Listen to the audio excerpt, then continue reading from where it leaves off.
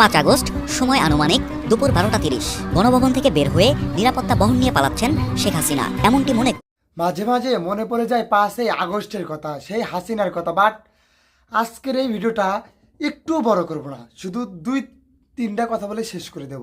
আপনি হয়তো থাম্বনেল দেখে ভিডিওটা ক্লিক দিছেন, হ্যাঁ, শুধু থাম্বনেল এরকম না, টাইটেলটা দেখেও যে হ্যাঁ 5 আগস্টে কী হয়েছিল, শেখ হাসিনা কীভাবে পলালো। এখনও অনেক মানুষ আছে যারা আওয়ামী লীগ স্বৈরাচারী দল, তাদের কারণে আমরা কিছু বলতে পারছি না।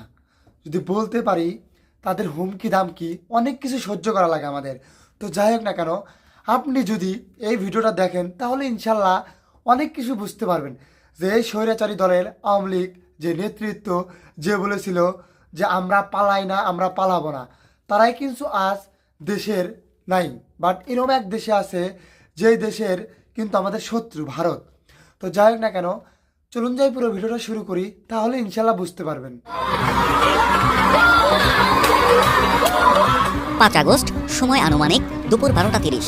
গণভবন থেকে বের হয়ে নিরাপত্তা বহন নিয়ে পালাচ্ছেন শেখ হাসিনা, এমনটি মনে করে বিজয় সরণিতে অবস্থিত বিক্ষুব্ধ ছাত্র জনতা লাঠিসোঁটা নিয়ে আঘাত করছে গাড়িগুলোতে। জনৈক এক ব্যক্তির করা ভিডিওতে দেখা যাচ্ছে এমন ঘটনা। ঠিক একই দিক থেকে করা আরেকটি ভিডিওতে দেখা যাচ্ছে উত্তেজিত হয়ে অনেকেই ইটপাটকেল ছুটছে গাড়িগুলোতে। কেউ কেউ চিৎকার করে বলছে, ওই পালায় পালায়।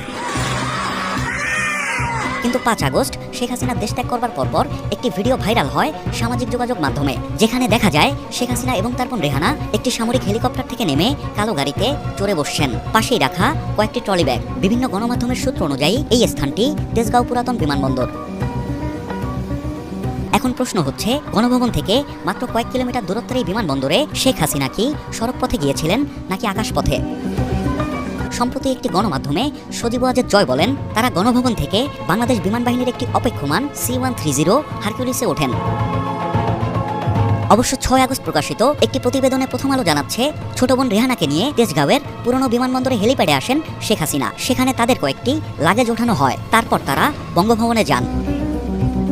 শেখ হাসিনার দেশত্যাগের ঘটনার এ দুটি বক্তব্য বিশ্লেষণ করলে দাঁড়ায়, হাসিনা এবং রেহানা সড়ক পথে নয় বরং আকাশ পথে পুরাতন বিমানবন্দরে নামেন। তবে সেটি সামরিক বাহিনীর পরিবহন বিমানে নয়, সামরিক হেলিকপ্টারে। ভিডিওতেও তাই প্রমাণ হয়।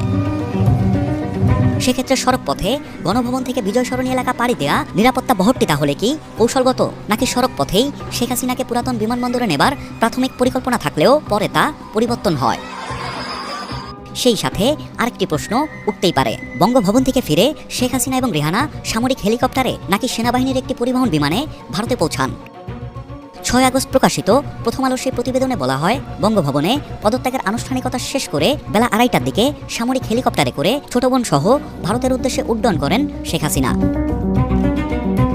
যদিও ভারতীয় গণমাধ্যমে প্রকাশ, শেখ হাসিনা প্রধানমন্ত্রীর পদ থেকে পদত্যাগ করার পর সেনাবাহিনীর একটি পরিবহন বিমানে করে দেশ ছাড়েন। এ দুটি তথ্যের মধ্যে সত্যতার যাচাই হয়তো হতে পারে এই ভিডিওতে। ভিডিওটিতে দেখা যাচ্ছে শেখ হাসিনাকে বহন করা কালো গাড়িটি দুটি সামরিক পরিবহন বিমানের মধ্যে যেটি উড্ডয়নের জন্য প্রস্তুত সেটির দিকে যাচ্ছে। এখানে দুটি বিষয় লক্ষণীয় যে ভিডিওটিতে অদূরে দেখা যাচ্ছে আগারগাঁও মেট্রো রেল স্টেশন, এবং ভিডিওটির শুরুর দিকে যে হেলিকপ্টারটিকে উড়ে যেতে দেখা যাচ্ছে সেটি হয়তো শেখ হাসিনা ফিরে আসার নিশ্চয়তা পাবার পরেই স্থান ত্যাগ করে। সুতরাং শেখ হাসিনা যে হেলিকপ্টারে নয় সামরিক বাহিনীর পরিবহন বিমানে করে দেশ ত্যাগ করেছেন সেটি হয়তো সত্য। এবং এই 4টি ভিডিও বিশ্লেষণ এবং তথ্য যাচাইয়ে এটা বলা যায় যে সড়ক পথে নয় আকাশ পথেই তেজগাঁও পুরাতন বিমানবন্দরে নামেন হাসিনা। এরপর বঙ্গভবনের আনুষ্ঠানিকতা শেষে ফিরে এসে সামরিক বাহিনীর একটি পরিবহন বিমানে ভারতের উদ্দেশ্যে দেশ ছাড়েন তিনি। আশা করছি আপনি পুরো ভিডিওটা দেখছেন এবং বুঝছেন যে স্বৈরাচারী আওয়ামী লীগ কীভাবে এই বাংলাদেশ থেকে সে গোপনে, বাট কেউ কিন্তু জানতে পারে না যে স্বৈরাচারী দল এইভাবে চলে যাবে, গোপনে কিন্তু বাংলাদেশ ছাড়লো। তো যাই হোক না কেন, যদি পুরো ভিডিওটা দেখে থাকেন তাহলে আপনি বুঝেছেন যে হ্যাঁ এটাই সেই স্বৈরাচারী দল একটানা 17 বছর আমাদের উপর আক্রমণ করে গেছে। যদি ভিডিওটা ভালো লেগে থাকে অবশ্যই চ্যানেলটা সাবস্ক্রাইব করে যাবেন। সবাইকে ধন্যবাদ।